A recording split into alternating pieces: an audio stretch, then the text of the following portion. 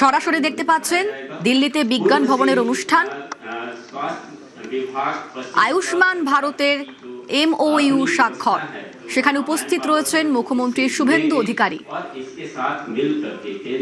উপস্থিত রয়েছেন JP নাড্ডা। जब से नई सरकार का गठन हुआ उसके बाद से ही केंद्र और राज्य के बीच खासकर NHA और वेस्ट बंगाल के आयुष्मान भारतेर मौ स्वाक्षर সেই ছবি দেখছেন সরাসরি। कंसल्टेशन का कार्य शुरू हो गया और 23 मई को जैसा माननीय सचिव ने बताया, माननीय स्वास्थ्य मंत्री जी ने बैठक की माननीय मुख्यमंत्री जी के साथ और इसका समीक्षा भी किया कि किस तरह से इसको जल्द से जल्द पश्चिम बंगाल में लागू किया जा सके। इसके बाद দিল্লির বিজ্ঞান ভবনের ছবি দেখছেন সরাসরি। আয়ুষ্মান ভারতের মৌ স্বাক্ষর, যেখানে রয়েছেন মুখ্যমন্ত্রী শুভেন্দু অধিকারী। प्रक्रियाओं को समझे और सारी चीजें शुरू हुई है और इसमें मुख्य है किस प्रकार से पश्चिम बंगाल के 1.43 करोड़ परिवारों के डाटा को केंद्र के NHA के पोर्टल पे लाया जाए और पश्चिम बंगाल में जितने हॉस्पिटल्स इम्पैनल्ड थे उनको इस योजना के तहत আয়ুষ্মান ভারতের মৌ স্বাক্ষর দেখছেন দিল্লির ছবি। আমাদের সঙ্গে এই মুহূর্তে মৈত্রী রয়েছেন প্রতিনিধি, মৈত্রীর সঙ্গে কথা বলবো, তবে তার আগে দেখাচ্ছি আয়ুষ্মান ভারতের মৌ স্বাক্ষর। इसी के तहत NHA के द्वारा भी 4 दिन के लिए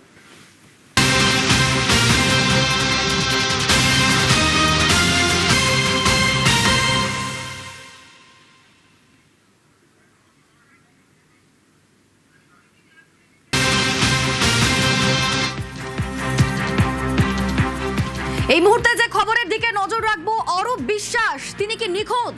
অরূপকে হন্যে হয়ে খুঁজছে পুলিশ। অরূপের টাওয়ার লোকেশন ট্র্যাক করা হচ্ছে, অরূপের টাওয়ার লোকেশন ট্র্যাক করা হচ্ছে। এই মুহূর্তে যে খবরের দিকে নজর রেখেছি, নিখোঁজ অরূপ বিশ্বাস। স্বরূপ তো জেলে, অরূপ কোথায়? অরূপকে হন্যে হয়ে খুঁজছে পুলিশ। রক্ষা কবচ চেয়েও পেলেন না অরূপ। অরূপের টাওয়ার লোকেশন পাচ্ছে না পুলিশ। নিখোঁজ অরূপ বিশ্বাস, মেসি অরূপ মিসিং, স্বরূপ জেলে। কোথায় অরূপ? অরূপকে হন্যে হয়ে খুঁজছে পুলিশ। অরূপের টাওয়ার লোকেশন, সেই টাওয়ার লোকেশন পুলিশ পাচ্ছে না।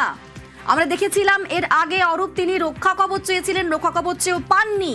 এই মুহূর্তে তার খোঁজ পাওয়া যাচ্ছে না। আমাদের সঙ্গে অনুপ রয়েছেন, প্রতিনিধি অনুপ। ইতিমধ্যে প্রাক্তন ক্রীড়ামন্ত্রী অরূপ বিশ্বাস, তাকে তলব করা হয়েছিল বিধাননগর দক্ষিণ থানার পুলিশের পক্ষ থেকে। মেসিকান্ডে তাকে তলব করা হয়েছিল পরপর দুবার। প্রথমবার তিনি হাজিরা এড়িয়ে গেছেন অসুস্থতা দাঁড়িয়ে, তার পরবর্তী ক্ষেত্রে আজকে জানিয়েছিলেন তিনি আসবেন, কিন্তু এখনো পর্যন্ত তিনি ঘর হাজির।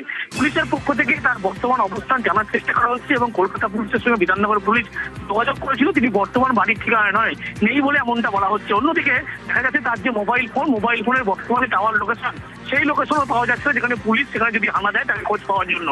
এক্ষেত্রে পুলিশ মনে করছে অরূপ বিশ্বাস প্রাক্তন ক্রীড়ামন্ত্রী তিনি নিখোঁজ হয়েছেন, তার কোনো খোঁজ পাওয়া যাচ্ছে না। অর্থাৎ তার যে ফোনের টাওয়ার লোকেশন, সেই টাওয়ার লোকেশনের বর্তমান অবস্থান কোথায় সেটা কোনো স্পষ্ট হচ্ছে না। অন্যদিকে দেখলে দেখা যাবে এই মেসিকাণ্ডে তাকে জিজ্ঞাসাবাদের জন্যই কিন্তু তলব করা হয়েছিল। পুলিশের পক্ষ থেকে এখন দেখা যাচ্ছে তিনি বর্তমানে প্রাক্তন ক্রীড়ামন্ত্রী অরূপ বিশ্বাস তিনি নিখোঁজ হয়েছেন, এমনটাই মনে করছে। ইতিমধ্যেই পুলিশের পক্ষ থেকে বারবার কলকাতা পুলিশের সঙ্গে যোগাযোগ করছে। তার বাড়ি এলাকায় যে থানা, যদিও পুলিশের পক্ষ থেকে বারবার বলা হচ্ছে তিনি বাড়িতে নেই এবং তার যে মোবাইল ফোন, সেই মোবাইল ফোন বন্ধ রয়েছে। মোবাইল ফোনের বর্তমান টাওয়ার লোকেশন কিন্তু দেখানো যাচ্ছে না।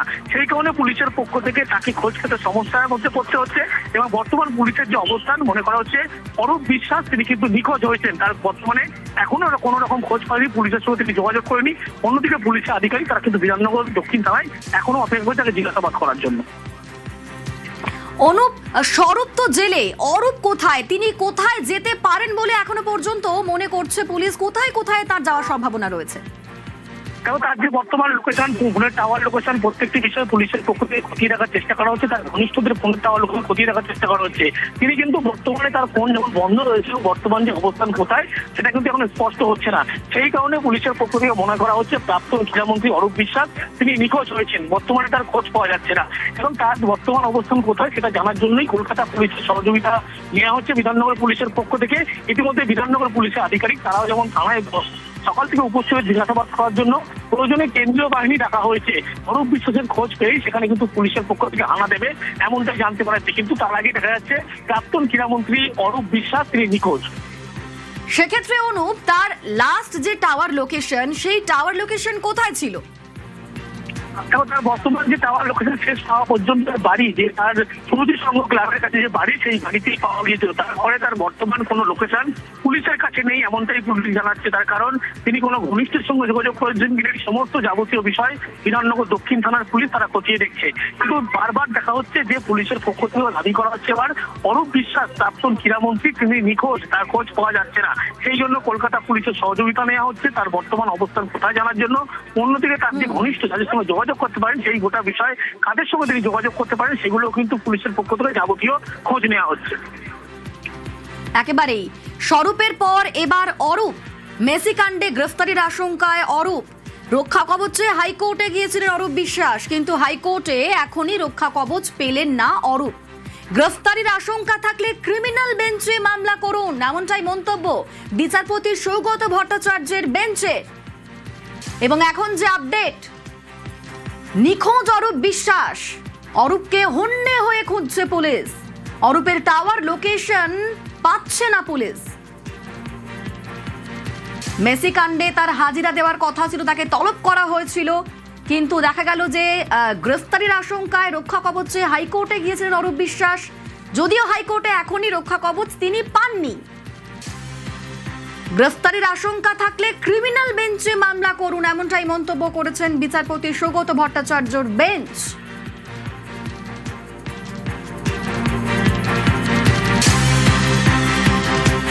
আরো একবার জানাই, স্বরূপ জেলে, কিন্তু অরূপ বিশ্বাস কোথায়? এখন এটাই বড় প্রশ্ন, কারণ এই মুহূর্তে অরূপকে হন্যে হয়ে খুঁজছে পুলিশ। অরূপের টাওয়ার লোকেশন ট্র্যাক করার চেষ্টা হচ্ছে, কোথায় তিনি যেতে পারেন সেই সমস্ত সম্ভাব্য জায়গাগুলো খতিয়ে দেখার চেষ্টা করছে পুলিশ। টাওয়ার লোকেশন পাওয়া যাচ্ছে না, সেক্ষেত্রে তার যারা ঘনিষ্ঠ তাদের মোবাইল ফোনও ট্র্যাক করে দেখার চেষ্টা হচ্ছে। রক্ষা কবচ চেয়েছিলেন অরূপ বিশ্বাস, কারণ তিনি গ্রেফতারি হতে পারেন এমনটা আশঙ্কা ছিল, তাই গ্রেফতার করা হতে পারে এমনটা আশঙ্কা ছিল। স্বরূপ বিশ্বাস ইতিমধ্যেই গ্রেফতার হয়েছেন। তাহলে কি এবার অরূপ বিশ্বাসের পালা? আমরা দেখলাম যে মেসি কাণ্ডে গ্রেফতারির আশঙ্কায় রক্ষা কবচ চেয়ে হাইকোর্টে গিয়েছিলেন অরূপ বিশ্বাস, কিন্তু হাইকোর্টে এখনই রক্ষা কবচ পেলেন না অরূপ।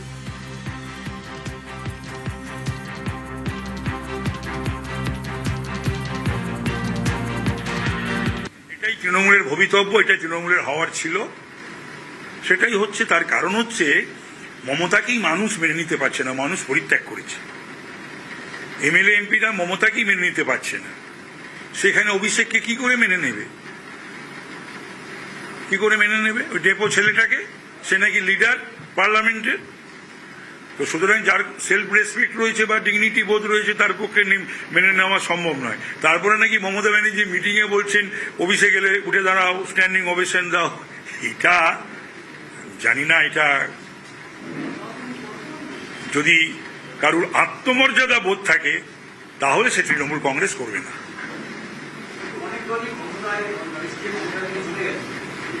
সেগুলো দল ছিল আশাবুল, সেগুলো দল ছিল, এটা তো দল নয়, এটা তো দল নয়। এটা অদ্ভুত একটা, আগে ছিল একজন, এখন দুজন হয়েছে কয়েক বছর।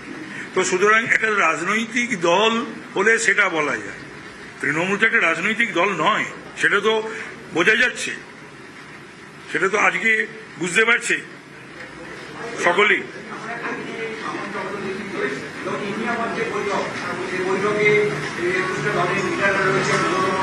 সে তো এখানে কাউন্সিলরদের ডাকছে, যাচ্ছে না, এমএলএদের ডাকছে, যাচ্ছে না। সে কাউন্সিলররা যাচ্ছে না সেটা আমাদের জানিয়ে দিচ্ছে, আমরা কিন্তু গেলাম না। আবার সেই ইলেকশন পোস্টপন্ড হচ্ছে। আর ওখানেও মমতা ব্যানার্জি বেছে নিলেন আজকের দিনটা, ভাঙনের দিনটা, না এমপিরা বেছে নিলেন, সুখেন্দ্র শেখর রায়রা বেছে নিলেন আজকের দিনটা, আমি বলতে পারবো।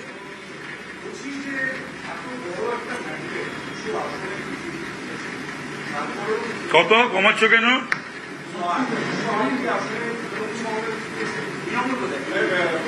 কি হচ্ছে সৌরভ?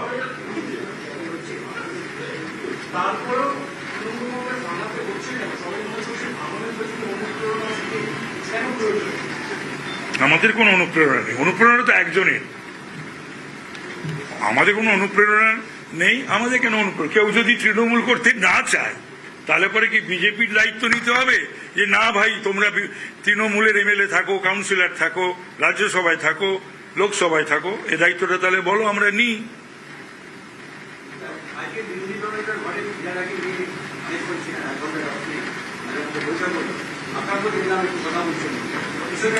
এখন বিধানসভায় আসতে যেতে, ঢুকতে বেরোতে, কলিগদের সঙ্গে দেখা হলে মুখ ঘুরিয়ে তো নেওয়া যায় না, এবং যাদের সঙ্গে দীর্ঘ দিনের একটা সম্পর্ক ছিল বা তারা বিধানসভার সদস্য, তো আমি একটা শাসক দলের সিনিয়র মেম্বার হিসাবে তারা ডাকলে কথা বললে কি আমি সরে যাব? আমাকে তো দেখলেন আপনারা সবাই যে সকলে আমার সঙ্গে ডেকে কথা বললেন, আমি কথা বললাম।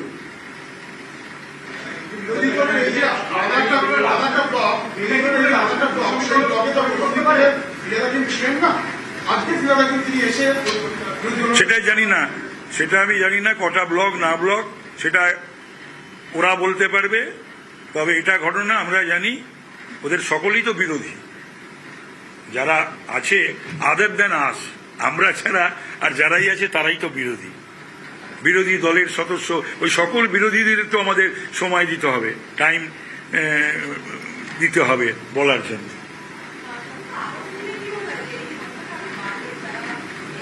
দলটাই উঠে যাবে, আর সংখ্যা বাড়লো আর না বাড়লো, এবং দল যত তাড়াতাড়ি উঠে যায় তত মঙ্গল। মঙ্গল, গণতন্ত্রের মঙ্গল, সমাজের মঙ্গল, পশ্চিমবাংলার মঙ্গল, দেশের মঙ্গল। এবং এইসব দলের আড়ালে সমস্ত তো বদমাইশ, নানান ধরনের পেশায় নিযুক্ত মানুষরা তাদের কার্য হাসিল করতে আসে, তো সুতরাং সেটা পারবে না, সেটার জন্য মঙ্গল। একটা প্রশ্ন দাদা, দুটো পার্টি করছি, একটা প্রশ্ন और नहीं था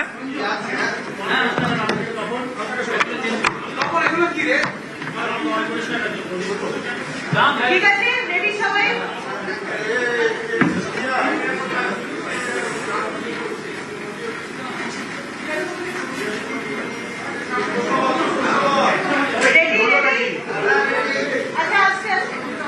दादा, आज तृणमूल कांग्रेस की जो संसदीय पार्टी है वो टूट गई है, स्पीकर को जो एक चिट्ठी दी गई और नया कैंप बना है, उसमें 20 तृणमूल कांग्रेस के सांसद हैं। एक बार फिर जो है अब पार्लियामेंट्री पार्टी भी टूट गई, पहले विधानसभा में तो लेजिस्लेटिव पार्टी टूट ही गई। शीशा हो या दिल हो, आखिर टूट जाता है।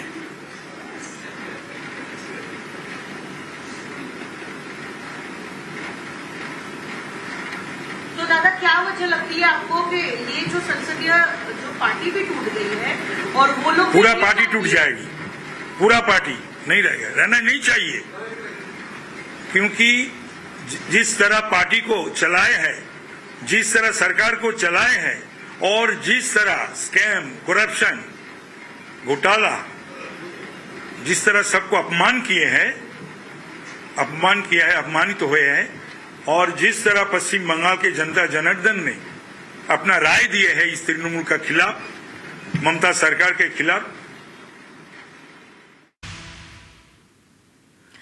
তৃণমূলে ভাঙন, যেই ভাঙনের আজ কলকাতার পর এবার পৌঁছে গিয়েছে দিল্লিতে। এবার লোকসভায় তৃণমূলের ভাঙন। লোকসভার স্পিকারকে তৃণমূল সাংসদদের চিঠি, 20 জন সাংসদের সই করা চিঠি স্পিকারকে।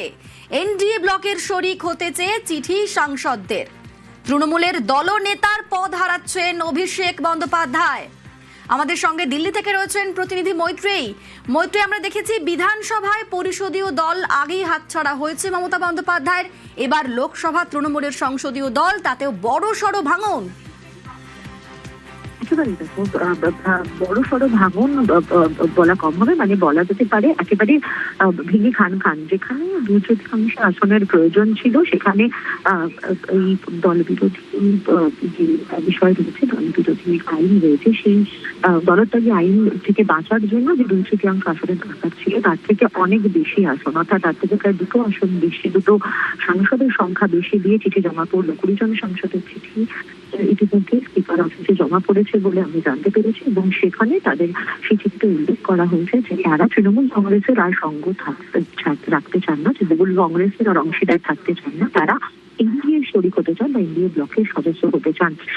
এমন একটি দিনে এই ঘটনাটি ঘটলো যেদিন মমতা বন্দ্যোপাধ্যায় তিনি জাতীয় রাজনীতিতে নিজের জায়গা মজবুত করা এবং তৃণমূল কংগ্রেসের জায়গা মজবুত করার জন্য সেই মঞ্চে উপস্থিত রয়েছেন। ঠিক সেই সময় তারই দলের সাংসদরা বৈঠক করলেন বিরোধী দলের এক শীর্ষ নেতা ভূপেন্দ্র যাদবের বাড়িতে বসে, এবং সেখানে রাজ্যের মুখ্যমন্ত্রী শুভেন্দু অধিকারীও তিনি উপস্থিত রইলেন। সেই বৈঠকে বসেই চিঠি লেখা হলো এবং সেই চিঠিতে সই করা হলো এনডিএ ব্লকের সদস্য হতে যাওয়ার জন্য। এবং যেটা আমরা জানতে পারছি যে শুধু 20 সাংসদেই থেমে থাকবে না, সংখ্যাটা 21 কিংবা 22 সাংসদের গিয়ে দাঁড়াতে পারে। ফলে তৃণমূলের যে 28 সাংসদের যে লোকসভা আসন রয়েছে সেখান থেকে 22 আসন চলে যাওয়া মানে মাত্র 6 সাংসদ পড়ে থাকবে। ফলে কার্যত লোকসভায় তৃণমূল কংগ্রেসের কোমর ভেঙে দেওয়া বলে একেবারে মৈত্রী, অর্থাৎ সংসদীয় দলের তৃণমূল বলা যায় যে ভেঙে খান। এবং এ নিয়ে শর্মিলা সরকার সাংসদ তিনি নিউজ 18 বাংলাকে এক্সক্লুসিভলি কি জানিয়েছেন শোনাবো। আমরা অনেকজনই এর মধ্যে আছি যারা বিদ্রোহ ঘোষণা আগে থেকেই করছিলাম, একটু একটু করে নিজেদের মধ্যে ভীষণ ক্ষোভ জন্মাচ্ছিল এবং আমার মনে হলো যে এটা হাই টাইম। কারণ কিন্তু এটা না একদিনের এটা প্রতিফলন নয়।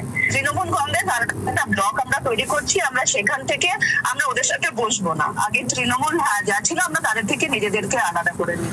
আজকে আমরা অনেক নিজেদের মধ্যে কথা বলে সবার দেখলাম সবারই মানে ভীষণ রকমের ইস্যু ছিল, কিন্তু কেউ বলে উঠতে পারতো না। তাহলে আপনাদের দলনেত্রী কে হবেন এখন? এআইটিসি আমাদের চিফ হুইপ ছিল, তিনি আছেন কাকলি ঘোষ দস্তিদার, এবং ডেপুটি লিডার শতাব্দী আছে। তৃণমূলের ভাঙন নিয়ে গতকাল দমদমের শুভেন্দু অধিকারী তিনি কি বলেছিলেন শোনাবো। পার্টিটা উঠে গেছে, পার্টিটার অবস্থা প্রত্যেক দিন টিভি খুললে আপনারা দেখতে পাচ্ছেন। আমাদের কথা খরচ করতে হচ্ছে, ওরা নিজেরাই পার্টিটার করছে।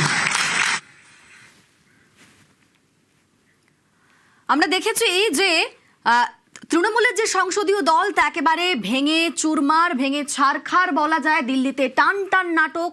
আর এবার দেখাবো বিধানসভার ছবি, যেখানে ঋতব্রতর ঘরে পৌঁছে গেলেন ফিরহাদ হাকিম।